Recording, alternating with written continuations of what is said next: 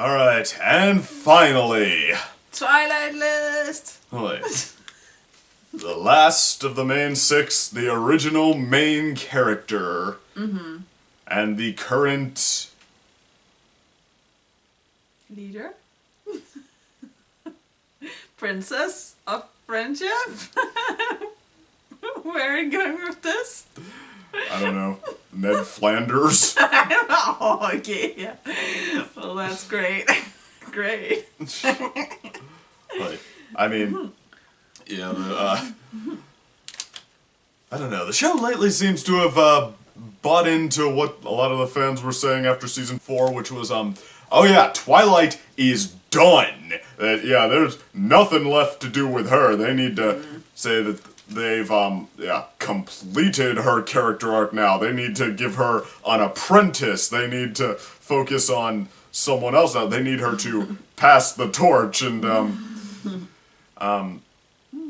if Steven Universe can, start out as the, little numbskull kid and become basically the current, not only the, kind of the current leader of the Crystal Gems, but, also the, possibly the most mature voice of reason, and still be in the spotlight and still be very compelling. Yeah, I don't buy that for a second, but all the same, I think Twilight had a pretty good run when she was in the spotlight. I think that, that she was kind of an unusual main character, to an extent anyway, and a more conventional show, it might have been someone like Fluttershy, just the total underdog, or yeah, the leader might have been more of a Rainbow Dash type, and I'm still rooting for Applejack, but I'm alone here. and Twilight might have been the Donatello or something. Yeah. But it fits good, yeah. so, and well, heck, I like, for as long as she was in the spotlight, I really love what they did with her. So okay, except she people started complaining that the two-parters were always about her, but I mean, she didn't actually get as many single episodes as you might have realized. Like, I mean, looking through the list, there were, I mean, they grew her by having her participate in other stories a lot. I mean, the number of episodes that were, about her were, surprisingly, like, specifically about her first and foremost. They weren't super numerous, so, my list is gonna be a lot of two-parters, and starting off, number 5, Return of Harmony. Ooh, cool. Yep. Yeah. Yeah, Twilight has some really, really great episodes if that's number 5. Yeah. But, and actually, though, I mean, like, I'm kind of a first 2 seasons advocate. I unapologetically think they were the best. I unapologetically think that they not only happened to be the best, but that their approach was the best, that they deserved to be the best. And you'd think that Return of Harmony would be the episode I have up on a silver platter as the, or a gold pedestal, whatever the expression is. I'm mixing my expressions today. But yeah, you'd think that'd be the one I had at the top as my pinnacle example of what great from this show is. And honestly though, I actually kind of thought it was a little, I hate the term overrated, but I kind of thought people got overzealous about it just because it had a lot of visuals and it had the character who was the Star Trek reference, and I mean, it does have some of the greatest individual moments in the whole series. It has a ton of creativity, it has a ton of really strong images, really strong moments. Story-wise, plotting, it might be the sloppiest episode I've brought up in this series so far.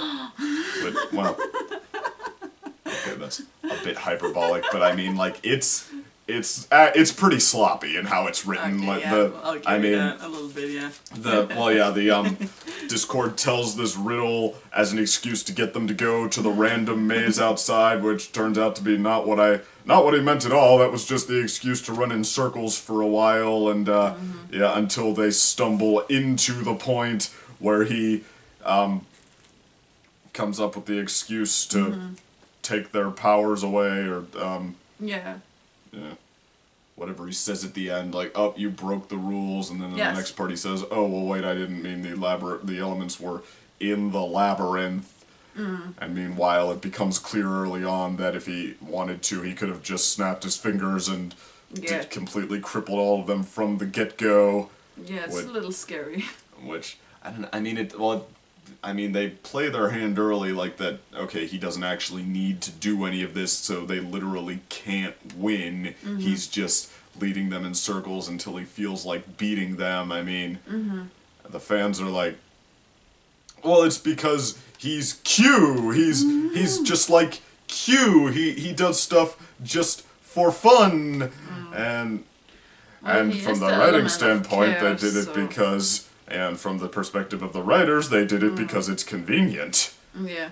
I mean, it's like, I don't know. I mean, it's well, if you want to do like the villain likes to toy with the characters, fine, but you can do that without your tone being, okay, this is a waste of time, but it's an entertaining waste of time, right?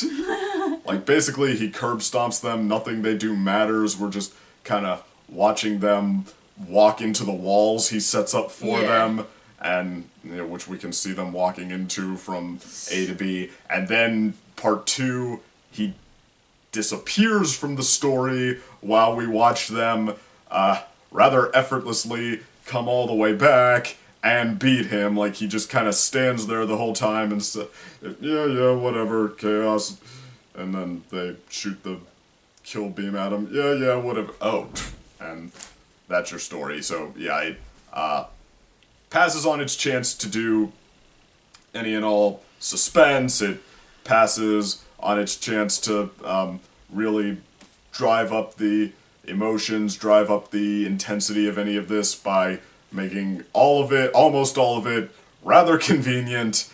And heck, I think Rainbow Dash, having to chase down Rainbow Dash is the only point where it gets kind of complicated. But I mean, you know, I think the only, like, really meaningful personal character triumph is when Twilight rereads what she wrote about her friends when Celestia sends her all her letters back, and Twilight rereads them all, and it becomes clear. But I mean, so, yeah, I mean, this episode breaks, like, tons of the writing 101 rules that I learned getting my undergraduate degree, and I mean, and it suffers for it. It becomes more pedestrian for it, but just some of these moments, I mean, like, Discord's Chaos World is so creative. Yeah, I do agree with you.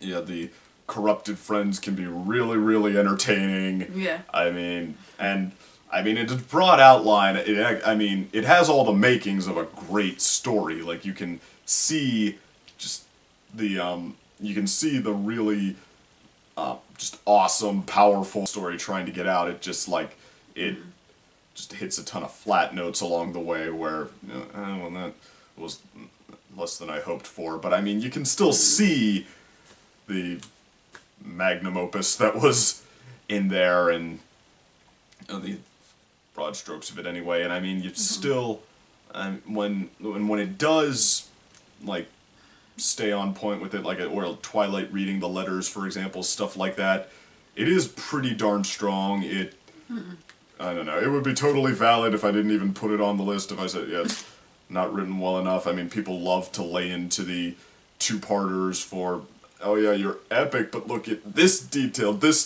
when you try to tell them everything that's wrong with this one, they don't want to hear, oh, well, it's because Discord, that's just how Discord operates. This is totally good writing, everything's going in circles and going nowhere because Discord is voiced by the same actor who voiced Q, but, no.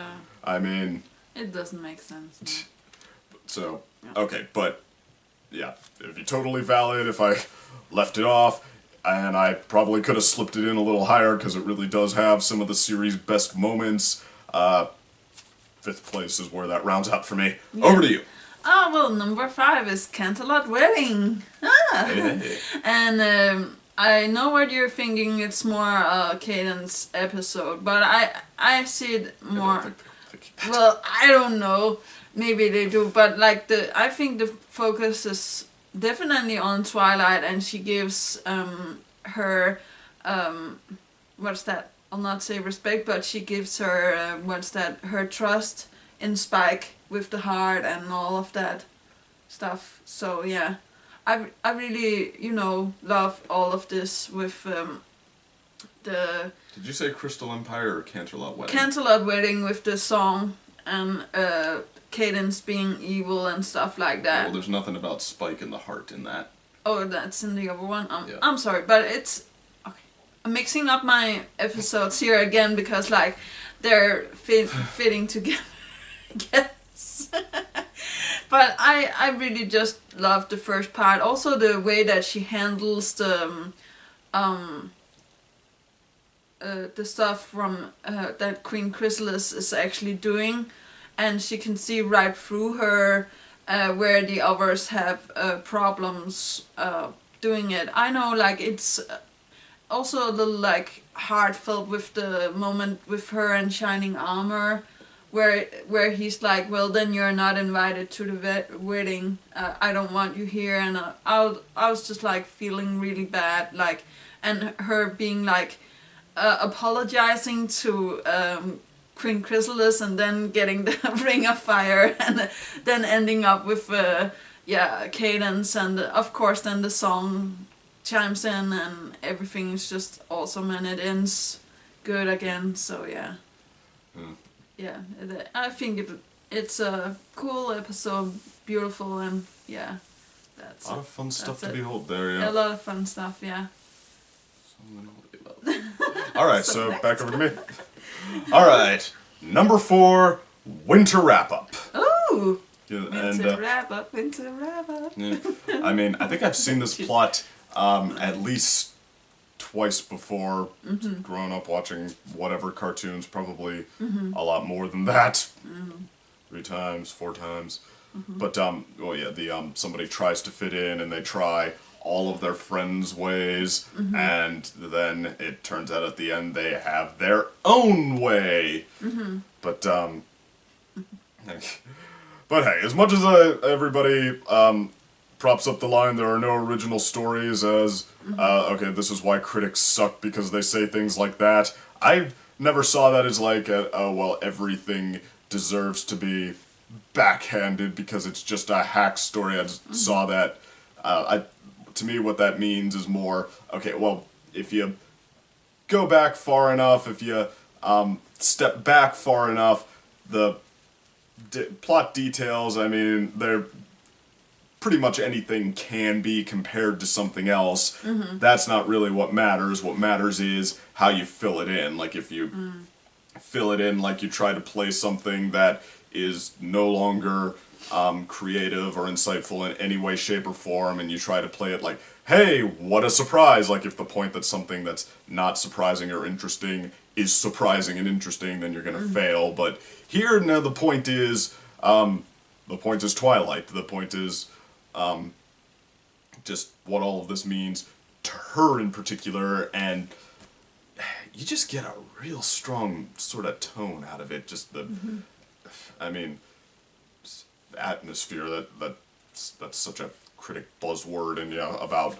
My Little Pony friendship is magic, but I mean, almost for lack of a better word, you just a sense of mood or atmosphere. Yeah, just like the waking up on a dark winter morning and yeah, getting ready to go outside to work. Like you're totally with Spike wanting to just sleep in, but Twilight, I mean, she's just so chipper. She's, I mean, yeah, like a brisk morning. That's what she's anticipating. You know, she's all about jumping in and trying to, yeah, be part of the team, be one of the workhorses now, and I mean, and the ways in which she strikes out, I mean, they're really entertaining. The yeah, stumbling all over the place because of Fluttershy's animals, or skating with Pinkie Pie, who has been doing this since she was, and I quote, an itty bitty little Twinkie Pinkie. Twinkie Pinkie.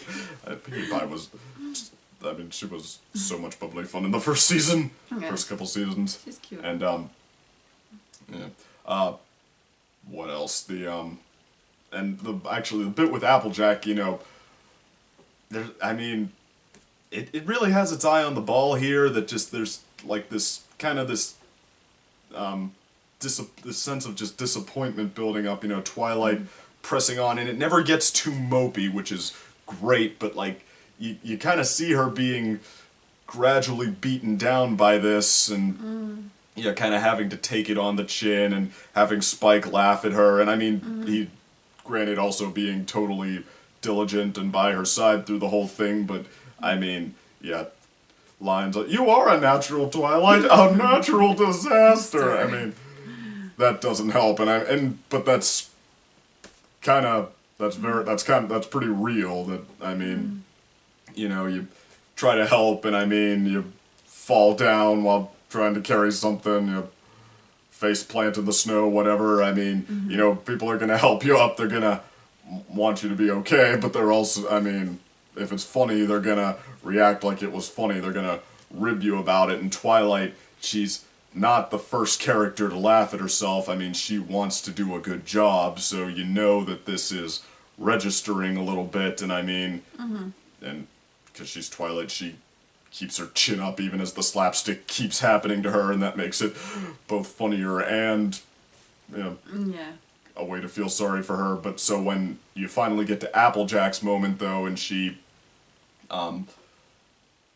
tries to, you know, she gets a little desperate, and then she strikes out for real. I mean, in that moment, there's some sadness in the air. I mean, that's definitely true. Yeah, like you see why she wants to hide herself away, and like, I'm a winter mess up. And so, yeah, and honestly, the way, like, the moral that, well, hey, they're not all so perfect either, you know, everybody has their limits. I mean, that's kind of a good way, and even a little bit of a clever way for her to pull it out, like, okay, it's not that, just that she does have the things she does well, it's that, okay, nobody on this team is perfect, and actually, ironically enough, it turns out Ponyville in particular might have some holes in its game plan here, so that was clever and kind of fun. And I mean, winter wrap up, that's a stick to your ribs kind of episode. Yeah, it is. Yeah. It's a good song. A lot of feels of cute episode. And a variety of them. Yeah. So. Oh, my number 4 is Celestia's Advice. Celestial Advice of the season 7 opener. Right? Yes. Yeah. Yeah, I really enjoy that because it's one of the more grown-up episodes, I guess, with the moral, like letting go of your student and like letting her take the mantle and go on her own path, or how to say that. And there's like all of this good stuff with Discord. I think like he's okay in this episode. He's just like fueling the fire a little bit. I just like this episode because like it has a great connection between Twilight and Celestia, and I feel like this is the first time where we actually see her where it makes sense for her to go to Celestia and get her advice. Like, there has been a couple of times where I wish that she would have done this, right?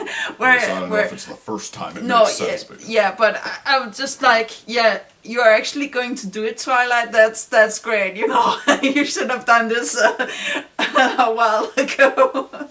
I don't know. I like it because, like, Twilight is now grown up and she needs to, handle this with Starlight by herself and, like, get over her, what is that?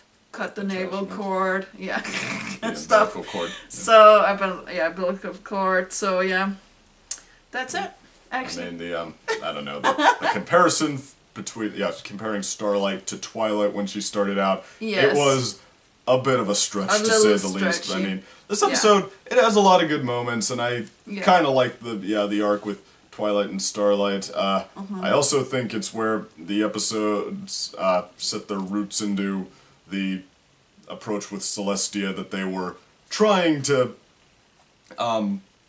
hint at, trying to maybe test the waters in, like with having her channel Pinkie Pie at the end to make new friends but keep discord, having her argue with her sister. And in Slice of Life, this is where, I think they decided to cash their chips on their new approach to Celestia, which is, no, she's totally not some larger-than-life mentor who doesn't have any flaws and isn't relatable. She is a unique character. She's just a pony like she's everybody just like else. you. She's a very unique character. She's like you. Yeah. Exactly like you. No, more like your mom, but never mind. I mean, I think it's the single cheesiest thing, and I think it's when countering the cliche becomes cliche. When at least that's not horseplay. So moving on to your.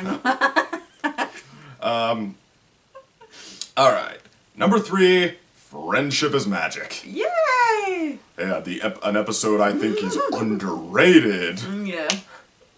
The controversy. Okay,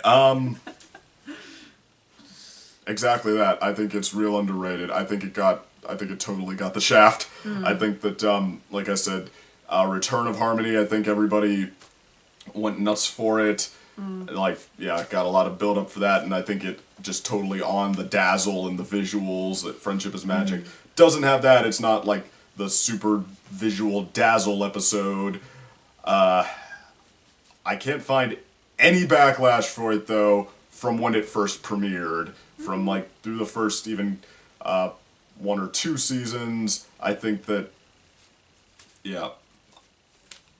I can't find a single thing said against it. Everybody wants to disown it now that other stuff has come along. I think it's total sequel-itis. I think it's the same reason that knockoff third movies in a series got to go around with the quote on the DVD, the best Die Hard yet! The best Lethal Weapon yet! The best Home Alone yet! I mean, we think we learn, we don't learn. I get what you're saying, because like it's really nostalgic. The first episode, of course. Screw nostalgic. Okay. It's not an episode about dazzle and visuals and that stuff. That's true. I mean, that's like cotton candy, the first time you taste it, wow, a really fluffy sweet thing. The 10th time you taste it, alright, get me some water. This is the stuff that sticks to your ribs a little more. I mean, and every time I try to point it out, people, well, it's the debut episode. It's supposed to do stuff like that. What the heck does that mean? It's supposed. Good writing is good writing. Bad. There's such a thing as doing it well. There's such a thing as doing it poorly. That is such a non-critique. I mean. Yes, I agree totally. And this episode, not only well, I think it has a claim to being even now quite possibly the best entire main 6 episode. I mean, has Applejack ever been any more lovable than that first time we meet her there, where Twilight tries to hide behind the overly formal approach? My name is Twilight Sparkle, and I have... Well, howdy do, Miss Twilight. I mean, it's a real strong introduction for all of them, especially Applejack and Fluttershy, and I also like Rainbow Dash's introduction, but it's only because she gets the hair. No, Rainbow Dash is pretty fun too. I mean, you get the sense of what she's like pretty quick as well. I guess, while she is my favorite character, though, I might give best introductions to Applejack. From the other main 6 to Applejack and Fluttershy. I think they were so on point with the kind of people they wanted those two to be. That Fluttershy, cripplingly shy until she stumbles onto something that she wants to talk about or that she feels confident about, and that's Spike, right? And where she asks him for his entire life story. Oh yeah, that was so hilarious. But that's fun. That's everything up until today. Do you want to hear about today? Oh yes. Alright, and okay, but especially Twilight. I mean, this is the only time in present context we see Twilight as the kind of standoffish, loner sort of character, but I felt like everybody was really keeping it in mind all the way up through the 4th season. Like, I felt like the presence of that was pretty strong because they did such a good job of defining it. Like, they didn't make her into the Ebenezer Scrooge of friendship. Bah! Oh my, friendship! What is this friendship you speak of? What a... That could have been funny, though. It would have been everything we've seen before with these introductions. Like, yeah, that's true. oh, you have changed my heart. Like, no, Twilight's somebody I think we've all kind of met before. Somebody who is like not grumpy from the 7 Dwarves, who is just kind of an introvert, and someone who is perfectly happy to be an introvert, who's totally wrapped up in whatever it is she does. In this case, it reminds me studying of someone. Rusty's lessons. Okay, before I was interrupted, but yeah, she I mean, it's not even like she's overly shy or that she is like offended by the presence of others or anything like that. You know, she like, but when they ask if she wants to put aside a night to go do something, she just kind of tactfully turns them down, and yeah, you know, she's just that wrapped up in what she does. But I mean, she's not clueless. She's not a total shut-in. Like, she can heck, she can use reverse psychology on Rainbow Dash to get her to get around to clearing the skies. And I mean, you know, when she's thrown into meeting the entire Apple family, she tries to give the excuse, well, we have a lot to do. Fine. Yay. Like, I mean, yeah, she is willing to give and take to an extent, but I mean, it's just, it's something that she never thought she'd take to, and when it's being pushed on her, like, that's when she starts to be, okay, now you're starting to get under my skin here, but eventually from being thrown into this adventure with everyone kind of forced to punch above their weight class and call upon their strengths that maybe even they didn't realize were their strengths to that extent. I mean, it's like, just, yeah, something that whether they want to be together right away is not the point, and then they find as they, like, just have to do these things together that, lo and behold, they do kind of like it, and Twilight does sort of start to see the levels of sincerity that can come through in that. And I mean, like, she gives that speech at the end that is, it's a little sappy, but unlike the ones that fans will inexplicably defend till the end of time that are nothing but sugar, that are Yu-Gi-Oh! Speeches about, you know, no, a true friend will care so much about helping a true friend that the true friendship will overpower whatever is in the way of the true friendship. Is a friend indeed. Yeah. I mean, yeah, I mean, what she says plays upon everything we've seen so far in Friendship is Magic, that, okay, yeah, all of these things, all of these, other characters, all these people doing these things for me, and that, like, the, trustworthiness, or sharing a laugh, or, all of that, you know, when I realized I was glad to hear them coming, that they were coming to rescue me with all of those things, you know, I felt that spark. Like, I mean... That's brilliant, yeah. I mean, I didn't say brilliant, but I mean, it is a moment I get feelsy when she says that. That said, it is more on the strength of part 1 that I put in here. I think part 1 is a great character piece for everyone. Part 2, it has its holes, but thinking about it, they really are better together than apart. Part 2 packs the payoff. It packs the, Part 1 is where they go through the trials, right? Part 2 is. Oh, okay, excuse me, yeah. Part 2 is. Yeah. Where the trials, I think the best trial moments were, again, Fluttershy and Pinkie Pie, which... I actually also like Applejack's one. Being blind trust.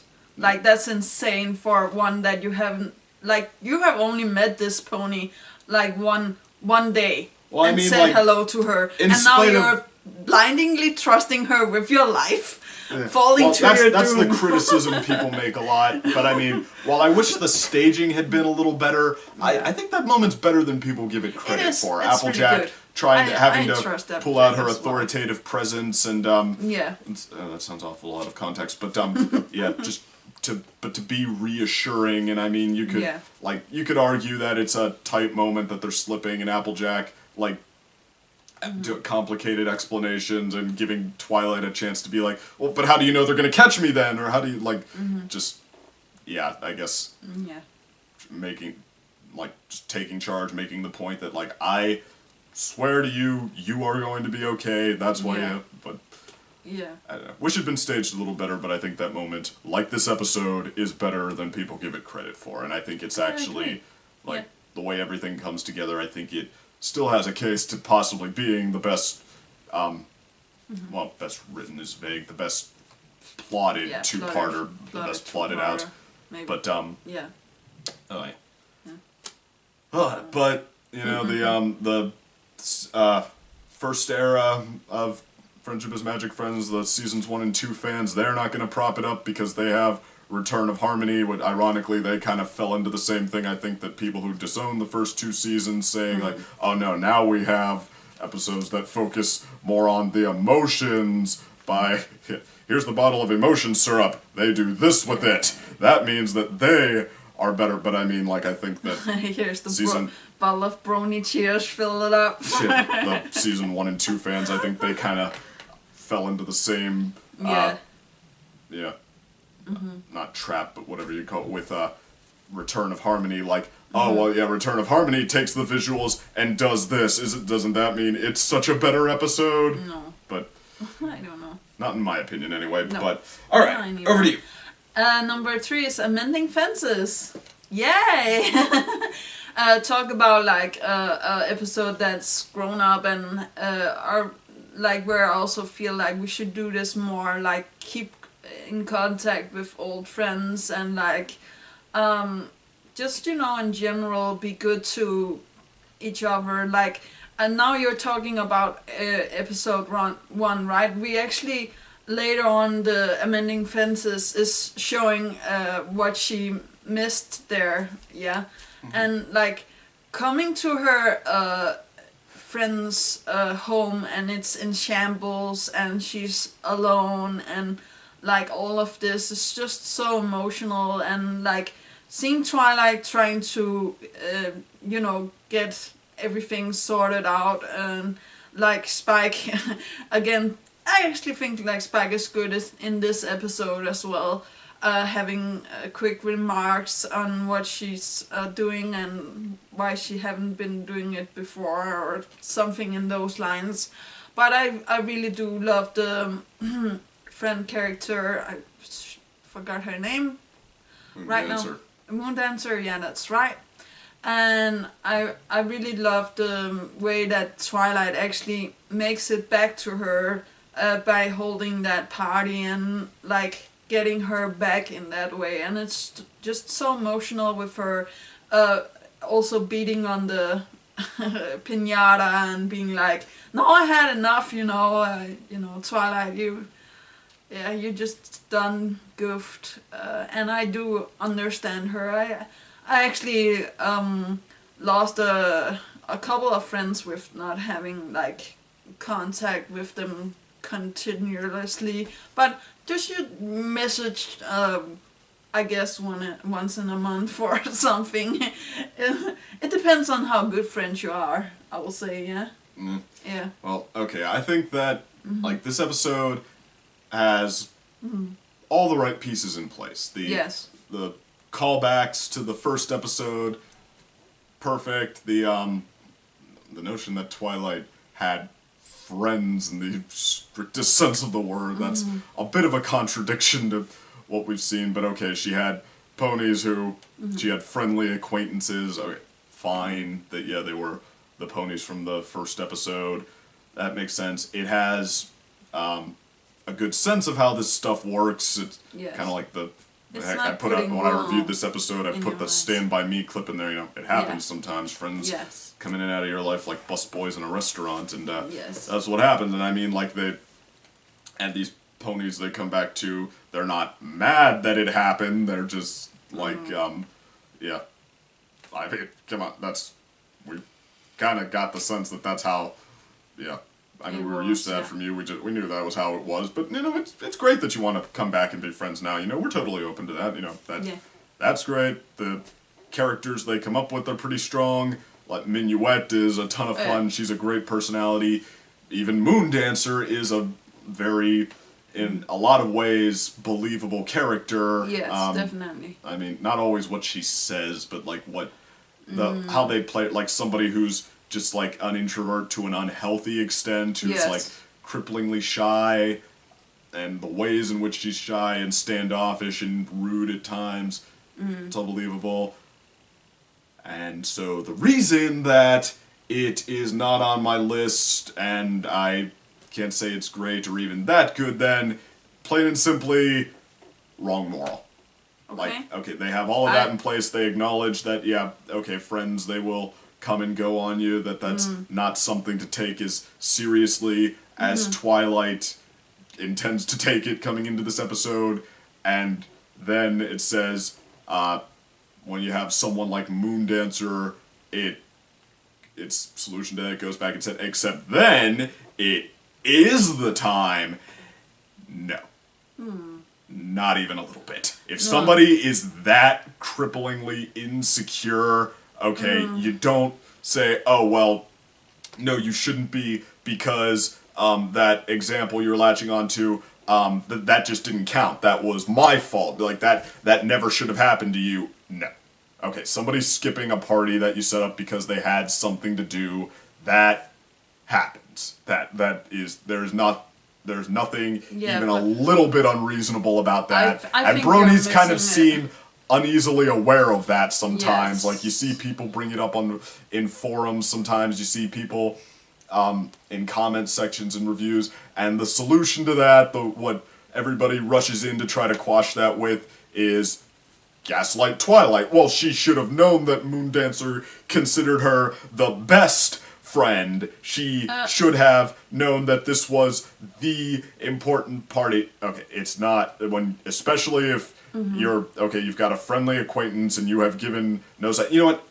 Forget even the specificity. You know what? Okay, it's not your job to be your friend's therapist. It's just not, okay? If your friend is that insecure, if they are chronically insecure and putting it on, citing you having something else to do on the night of their party as an example, okay, they don't need you to come back and say, like, no, you are super important. I was a fool to not treat you like they're super important. They need therapy. They need to know how to reasonably respond to something like that. They need a perspective. They need to realize that, okay, I had 3 other friends there all enthusiastic to make it happen, especially, and not only do they, the episode itself kind of gaslights Twilight, and not only that, it has Twilight be, like, complicit in that, to jump into the martyr fantasy with everybody else, that, like, we don't even need to confirm that that's how Moon Dancer reacted on the night of the party. Twilight gets to project that onto her, and that's Twilight almost comes across like she needs therapy too, if has that much of a martyr complex, and, that's my one critical, but I feel I see the moral in a whole other way, and also I do see where she's coming from, because one, Twilight broke a promise. She promised that she would be there at the party. Yes, she did. Yes, she did. Moon Dancer is having a little get-together tonight that you didn't know about, because we're just telling you about it now for the first time. You want to come? Ooh, sorry girls, I have something else to do. No, she doesn't say that, does she? No, she says, ooh, sorry girls, I have some work for Celestia or whatever. I mean, actually what she's doing is trying to save the kingdom. Okay, but, like, I would have gone to Moon Dancer myself and being like, I apologize, but I have to go and save the world or whatever, like talk with Celestia. But yeah, again, I see it like she already know about the party and stuff like that. She's just too busy with her work and stuff like that, and I see that. But I see the moral as like, you are a little bit too late for like getting your friend back, but it actually it manages for her to actually get her back, and that's a beautiful thing, I think.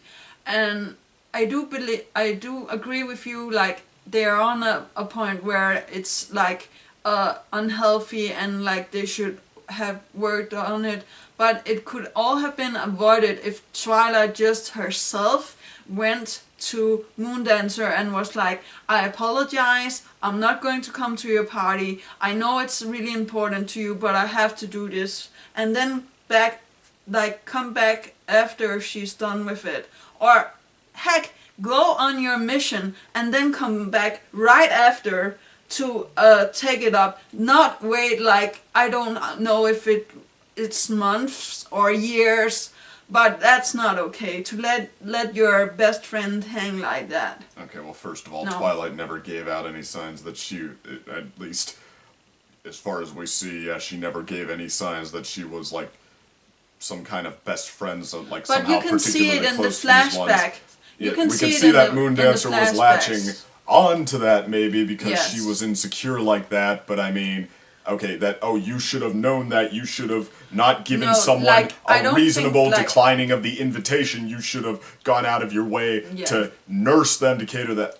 But That's we see, gaslighting we, to me. We, I but mean, we like, that see Twilight how did not do sad anything Twilight is unreasonable. as well, by like losing the friendship to Moondancer, and she realized, you know, Well, I mean, she's what sorry she that had she done after all maybe of this didn't time. consider these Yeah. friends in the other a But looser again, sense of the word, like she. I'm not going to put mean- more on it because I have, like, as I said, I also lost friends by doing this, by not Yeah, I mean, losing and that's a contact and stuff real like relatable that. thing that Twilight wishes Yes. she treated those Friends friendships more with- than just with a like little bit more casually. care. I mean, it's like, yeah, hindsight. Maybe I could She have could have wrote done more. her And a because letter. she happens to be Princess of Friendship, Twilight, she can run back now She and could like have like make a deal of it. talked But I mean, to her it's on public. I don't know if they have TV, but like talk. Then she That could would've have. been She awkward. could. She could have told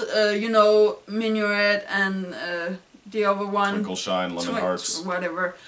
She could have told them, can you please tell Moondancer that I'm not going to be able to come, instead of being like, I'm sorry girls, no.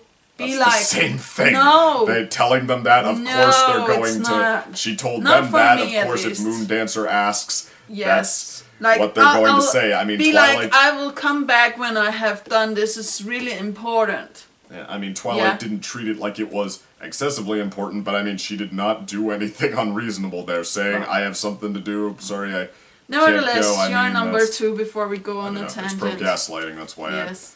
I have to say And it's all like over a mixed episode, but Okay, 2, Twilight's Kingdom.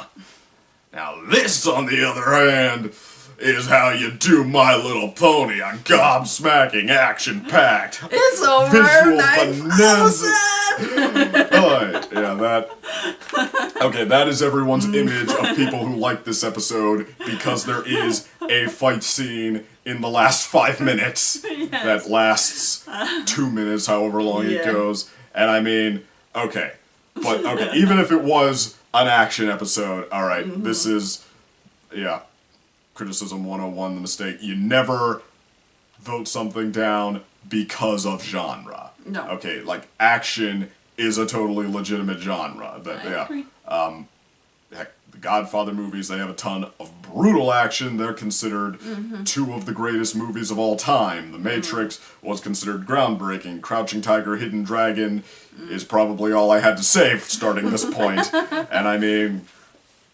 And, okay, the fact that the action scene is presented as the payoff of all of the, everything Tyrek has done to gain all of this power Yes. versus what the princesses have souped Twilight up with in attempt to resist him. I mean, like that. These stakes have been taken higher than we have ever seen before. Okay, that deserves an appropriately big payoff. Yes. And that's what is delivered here. This battle to a stalemate to establish that Twilight cannot defeat Tyrek, but Tyrek can also not just knock Twilight down and take what he wants. He has to barter for it. He has to resort to this decision. So, and I mean... And that is just 2.5 minutes of this episode. Like, you talk about anything else from this episode, and, you review, how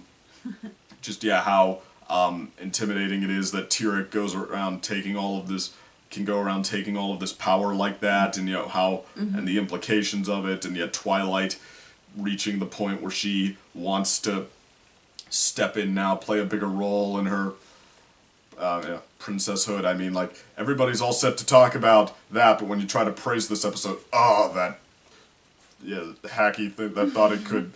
Well, I mean, everybody loved this episode when it came out, and to an extent, it seems like it's kind of like The Dark Knight in that sense. Like, it still has that reputation as just, like, this, like, show-stoppingly good thing, but, like, now, of course... Especially, well, actually more like the Avengers movie in that sense that, it's because it's so big and action-packed, action has kind of been stigmatized to, the point where people see it, you don't want anything that's well-written or good, you just want something you can turn your brain off and watch go boom. And it's like, that's... Sometimes. But yeah, that's... I mean, that, like, whether, like I said, it's you never critique just on genre. In that sense, Ballistic X versus Sever is just as good as The Matrix. And no, like, The Matrix tells a much better story than X versus Sever. Crouching Tiger, Hidden Dragon tells a much better story than The Matrix. And Twilight's Kingdom tells a much better story than... possibly any other episode in the series, actually. Like, what has me most worried that I'm not living up to my critic first mantra is not that I have this episode ranked so high, it's that I'm not putting it in first. Because, I mean, like, holy heck did this, like, throw everything in there and get it right. I mean, like, it's so jam-packed, I mean, with just the perfect payoff to just perfect is hyperbolic, but I mean, what needed to happen on so many levels, and it almost can't linger too long on any of them. It just kind of, it goes through them, but it does so in about the right balance. I mean, just the fact that it recognized that, what needed to happen and how it needed to play everything, just like the fact that it gets all of that right and has it all in about an equal balance, I mean, that is enough to pack that full punch. I mean... Yeah, that's true. Oh, and Twilight, where, like, Megan McCarthy said that she considered Magical Mystery Cure, Equestria Girls, and Princess Twilight sort of a 3-parter, or a 4-parter, I guess, but all part of the same arc, and I mean, okay. Alright. And, you see what she's talking about there, Twilight getting to the point where, she's,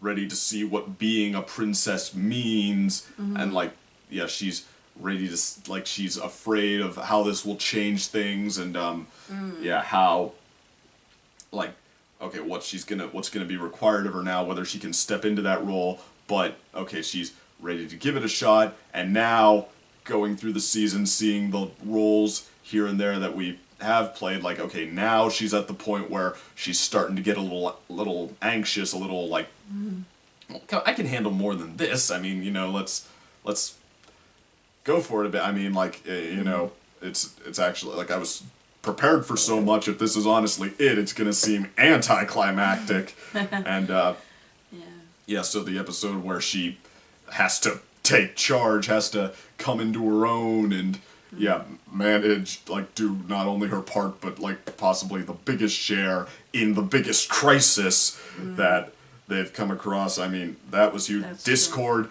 and what people like I think neglect about this episode a lot is it's also the perfect payoff to Discord's character arc. Because I mean, heck, I don't know if anybody thought that he would be totally redeemed by Keep Calm and Flutter On. I mean, that episode did the miraculous in making us like believe that he was willing to give these ponies a chance at least, and even there he's saying, I'm ready to be good most of the time, and they don't treat him like they trust him in any episode from then to here, so okay, it honestly, like, there is a wall there and you can see it, and that's it fits completely that Tyrek is able to say, what are you doing? I mean, are these like, you know, all that you could have, and you're, and okay, apparently this one pony who throws you tea parties, and because, well,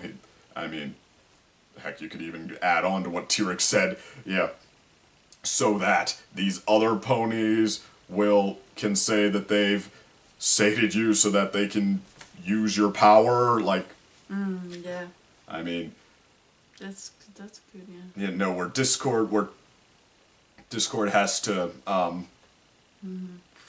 like, fall on his face a little bit here, has to realize that, okay, who can get the most power, like, it seemed like he was thinking he could have it both ways a little bit, like, okay, Tyrek is my friend, and I can rule everything, it's like, okay, no, who can get the most power, that game is, one that only one guy is meant to win, so okay, he learns that the hard way, and then seeing, these characters then come back and treat him, honest to goodness, like a friend, like, okay, he betrayed us, but we don't want to see him whisked away to some horrible unknown fate. I mean, like, you see exactly why that's as humbling as it is to him, and why he's, ready to stick to this a little more sincerely ever after. That, I mean, there are some, like, those moments where he's apologizing to Fluttershy and she doesn't say it's okay. She says, like, I'm so sorry. I know. Like, that, like, this episode, it really starts to carry a lot of weight as it goes on. Yeah. And it pays off, other than the visuals they use with the face palm transformation. Like, it's beautiful as well. It is a perfect payoff. Well, yeah. Okay, I won't. She had earned her castle.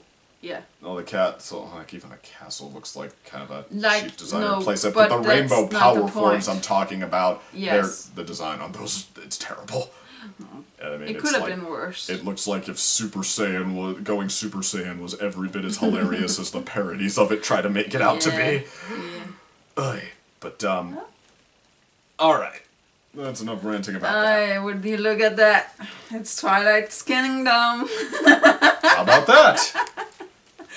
So, everything that he said, and including, I really do love the scene where they give their power to Twilight. It's just so emotional and so big, and like, first, like, they doesn't actually...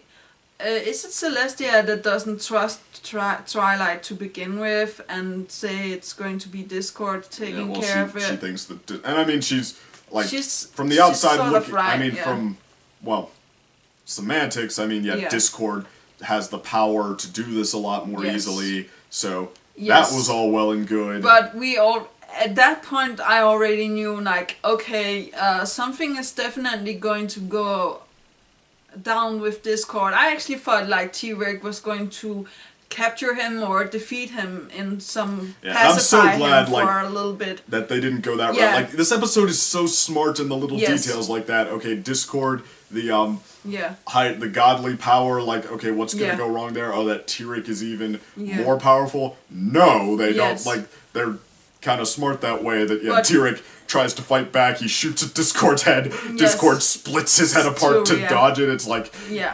no. So, but, I mean, that is a perfect image of how much more powerful Discord is than Tyrek at that point in time, but then that Tyrek is able to talk Discord into joining him for reasons that have been well set up, like, that's really smart. In this episode, It makes time for little moments like that, or little moments like Twilight really messing up, raising the moon and the sun all over the place, or trusting her, well, I mean, we see that, yeah, everybody says she doesn't trust her friends enough. She wants, she's ready to trust, like, she says, with the help of my friends, and then Celestia cuts her off, and before that, like, when she's kind of moping around, the friends ask if she could use some company, she doesn't say, no, my pain is a deep and complex kind that can only be healed by Edward Cullen.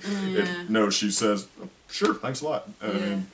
And the little moments, the big moments, like the library being destroyed and Aloysius flying away. Yeah, I was about to come to that. But sorry. Whatever he's saying, and also the scene where like they're in the theater and they take in the ponies, and you can see how bad Discord actually feels with T-Rex sucking out the power of them, and like him moving on to like the Pegasi and all of that stuff. And then Discord gets the spine shocker that Twilight is now become like filled with power, and he's like, oh no, that can't be right, but he doesn't tell T-Rex this.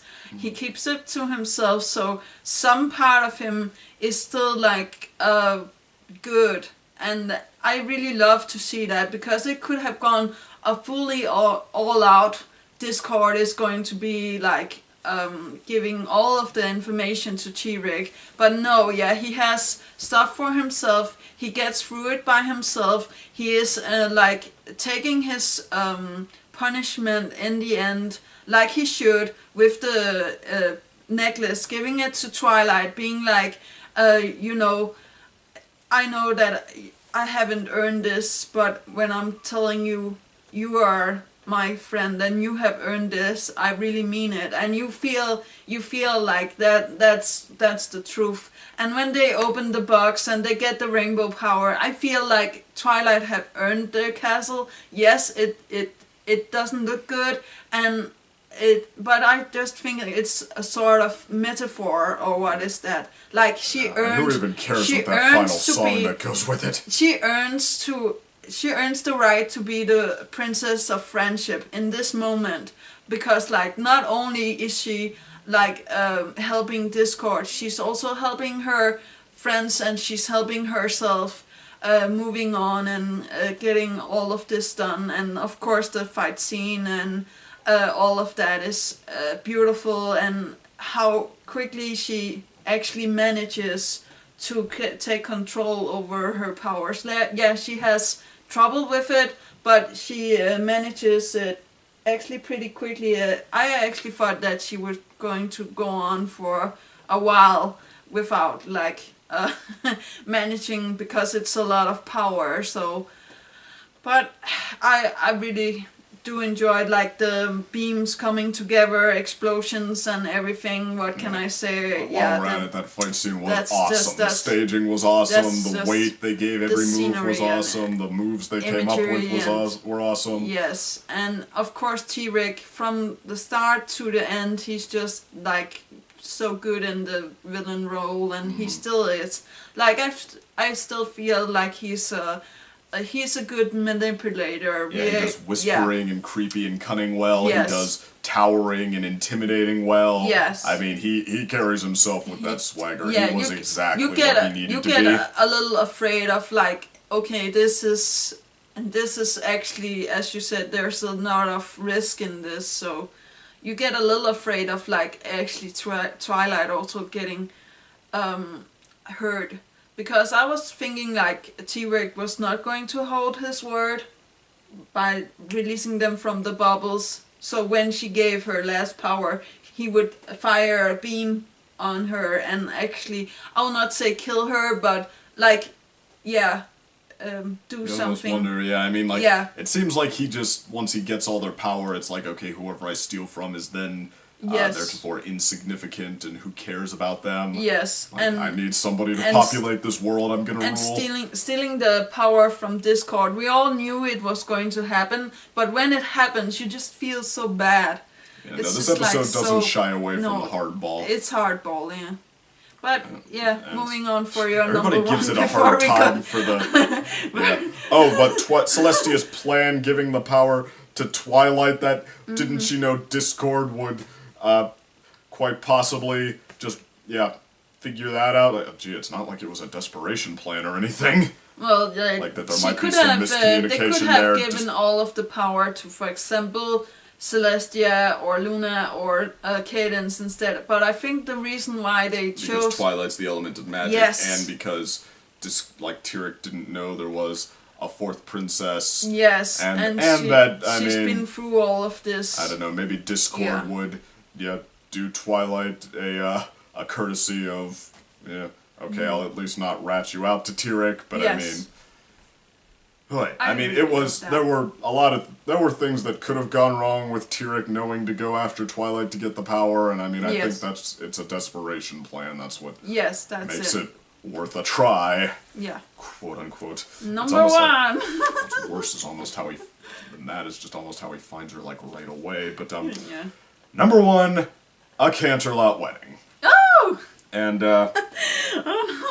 Yeah. No, I feel bad for it being solo on my list. Yeah, you had it on your list. That's something. I didn't even know what to expect there. Honor, because this is almost entirely two-parters. Honorable mention for the one-part Twilight episodes. Once Upon a Zeppelin. I guess Twilight Time, like that had its fun moments. Yes. Lesson 0 and Feeling Pinky Keen. I always forget that that's a Twilight episode, but it's a great one. Yeah. Haters be damned. But, okay, no, Canterlot Wedding, though, that is... Also, I mean, a lot of people are really going to object to this one. They have a ton to say about, was there Twilight having a brother all of a sudden, or there being another Alicorn princess now that messed up the lore, that, that is not how I pictured this, and that is not the best way the show could have gone at all.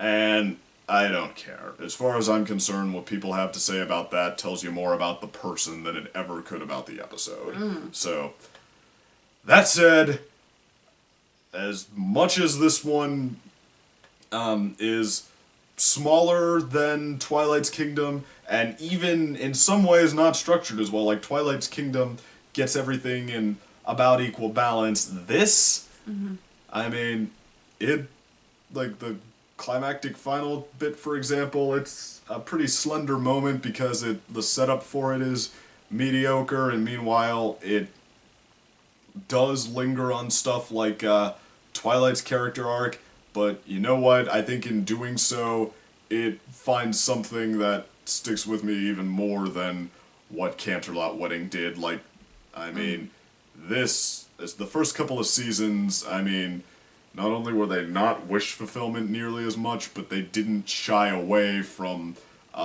sort of the little implications of how dark life can get, and this, a significant other seeming like they want to marry someone, they want to be with someone who you really see a lot of red flags around, and you're really worried isn't going to be right for them.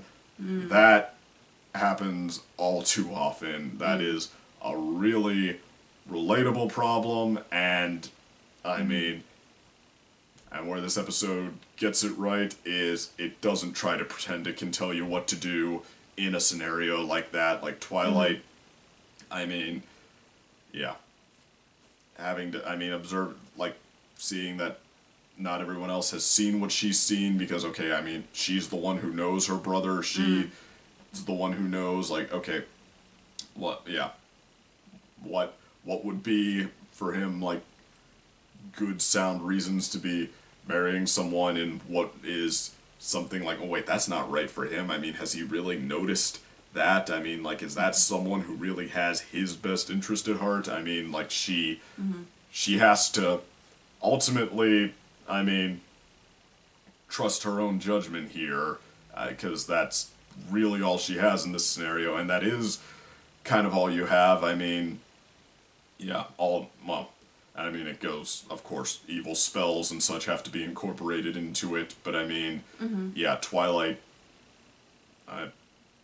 she tries to talk to him, but she can't get out from Cadence's watchful glance. I mean, she has to see, like, take a dose of the real world at it seems like a pretty young age. I mean, everybody likes to debate ages, but just that's the whole part one. Yeah, okay, her having to trust her own judgment or not even trust it so much as just use it because it's all she has, and she has to make a decision, make some kind of a move, and what she did is, I mean, in any scenario there is a risk that, in fact, I think she could have been more strategic than that personally, but I mean, you know, heck, she was in a corner there, and I mean, what she did, that did carry serious risk of being the wrong move, and apparently was at first, and there was room for it to be the wrong move in that way, and I mean, and that's kind of how it works sometimes with this kind of thing, like, there is no right answer, and I mean, so, yeah, but what, I think the moral here, what Twilight, why this is a triumph for her is that, you know, she did use her own judgment. She did not yield to what seemed wrong to her. I mean, she acted like an adult in that, I mean, not so much that, okay, her strategy, like, I think that, that spoke to a little naivete in her, and I mean, that's certainly a tough, hard knocks growing experience, but, I mean, the fact that, okay, she cared enough about her brother to take that chance to, you know, to act on her own judgment, I mean, you know, you're gonna have your episodes after that. I mean, to me, this is where Twilight grew up. Yeah. This was her first step into adulthood, and what an episode they threw together to go around that. I mean, like, yeah, like Queen Chrysalis, who has a very creepy, excellent design, and yeah, the plot, like the risk of her invasion that they'd been building up on the side at about the right amount, and yeah, evil Cadence, how they play her. I mean, that yeah, they I mean, somebody who just seems like they're not who they should be. Well, not who yeah, they're not someone who, yeah, you should necessarily be embracing with open arms. I mean, they nailed a lot of that, and geez, I almost think it could have gone even more hardcore with that. Like, okay, no, this is Cadence for better and for worse. Like, not that there's actually a much nicer Cadence hidden behind the scenes, and I don't know. You could, I'm sure, peel away layers and metaphors and such all night long with that. But I mean, Cadence's rescue plot and the Disney-esque duality song, and yeah, that great zippy fight scene with the changelings, and Yeah, I mean, that was fun and, yeah, funny and all of the above, and and how it all comes together with the yeah, the wedding song. I mean, I am such a sucker for these fade out party songs, but yeah, but just being able to have that moment, because heck, they really have earned it. Getting this out, I mean, just, yeah, this I think is the most feels and the most I'll say the most feels I get from an MLP episode, and the most respect for the maturity of an MLP episode I've ever felt, so it's gotta be in first for me there. Yay. That's great. Hi. But I agreed to go second because my feels will never be a match for Magical Cure. Magical Mystery Cure, yeah.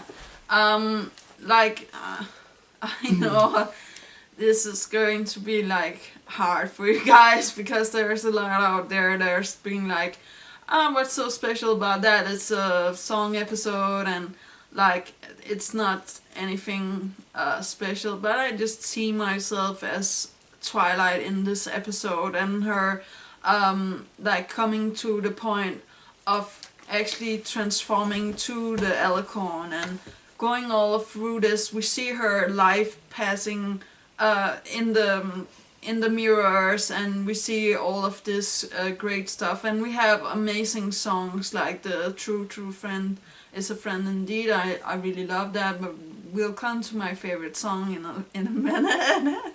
I just need to be like emotionally prepared for it. But her Twilight talking to Celestia about like what happened and why she's there, and her coming back as the Alicorn was just like so emotional for me, because like she's been through all of that, you know, and I just feel like, as with the castle, she earned to become the as I said, the Princess of Friendship, Alicorn. Yeah, already there she is the Princess of Friendship in my eyes. So yeah, that was what made it a little hard for, or I will not say hard, but beautiful for me. Yeah, and I cried when she got blasted by her friends and stuff like that. So yeah, I'm just weird, I guess. Well, starting with what I think. Well, I don't think I've made a lot of pretense of the approaches like this, the pure, telling you that everything is great and perfect, instead of telling a story on what goes into being, that special. I mean, like, trying to, well, heck, being pure wish fulfillment and trying to, like, I don't know. Put it this way. I love feels. It's being lied to I don't like. And I mean, I don't find this kind of thing to be how life is at all. I think it's very Yu-Gi-Oh-ish. I think it's trying to tell you what you want to hear, and it doesn't need to make it believable as long as it makes it sincere sounding, as long as the expressions are really sad and the singing of the song is really deliberate, and the but okay, whereas other episodes that I just no patience for, they seem to be aware of that. They like episodes like what's another? Rarity Takes Manhattan and stuff on that too. They seem to be aware of that. That melodrama does not equal well written or believable. They almost try to make it like they try to convince you. No, it's believable. It's intelligent writing, and they fail because it's just melodrama. And I mean, it's like, I don't agree with that. Total. But this episode, Magical Mystery Cure, I mean, I feel less like towards that, and more like, hey, I have to give my enemy their due here. Like, it honest to goodness believes in this, in everything it's saying, or in the value of just plain, melodrama making something great. But I mean, whatever it believes in, it doesn't try to skirt around like with any oh well, we inserted a line of sort of philosophy that could justify this. Like, no, when it says that like just the trueness of the friendship is the solution, it means the trueness of the friendship is that being friends that sincerely enough is can conquer literally anything, that it is all the solution you ever need. That, like, I mean, Fluttershy, she wants to help Rainbow Dash, wanting to help Rainbow Dash that much is what gets her to try feeding the animals, and therefore the perfect description for that, for what we just saw, is a song about how a true friend will help a friend in need and always be there for a friend in need. And this song, and that is so important that it warrants the whole town, and the crescendo, the huge bellowing finale, with it, and the friends just like singing with all the talent of their voice actors, all the projected sincerity that it's this important, it's this special, it's this beautiful that we're just going to like take all these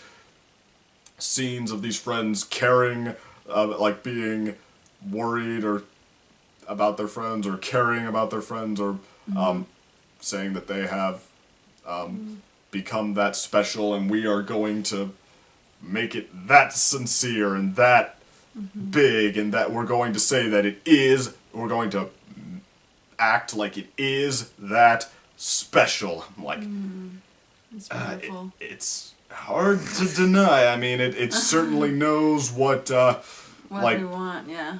what that kind of, well, I don't know about, what But- I want at least, but it yeah. knows what that much feeling would look like, I guess, or like, But like or when sound like at least, and I mean, it just gets me every time when Celestia Yeah. walks in and sings. It even- so that, oh, yeah, it that, even- that gets me heck, every time. and like just going through all of these scenarios, it even comes up with one that really does kind of warrant that much emotion and really is kind of Yeah. beautiful. Like, I mean, Yes. so you've come such a long, long way, and I've watched you from that very first day to see what you might do. No, to see where you might go, to see what you might do, to see what you've been through, and all the ways you've made me proud of you. You're welcome. So, yeah, like, unlike those other episodes, very mixed feelings towards Magical Mystery Cure. It is more interesting than, heck, the episode just before it, for example, which was a kind of an episode to me. It does have big melodrama. It does have, I mean, because it feels like it kind of believes in what it's saying, it does kind of have big emotions, and I mean, I'm like, I will never side with you on a fundamental level, but I have to admit that you have given all the people who will what they wanted, and you might have taken this day, Yeah. but I will have mine. Yeah, we have second day. Alright, so this has probably been going on long enough. Yay. Might be the longest one yet, actually. Yay. Bye bye. Ciao.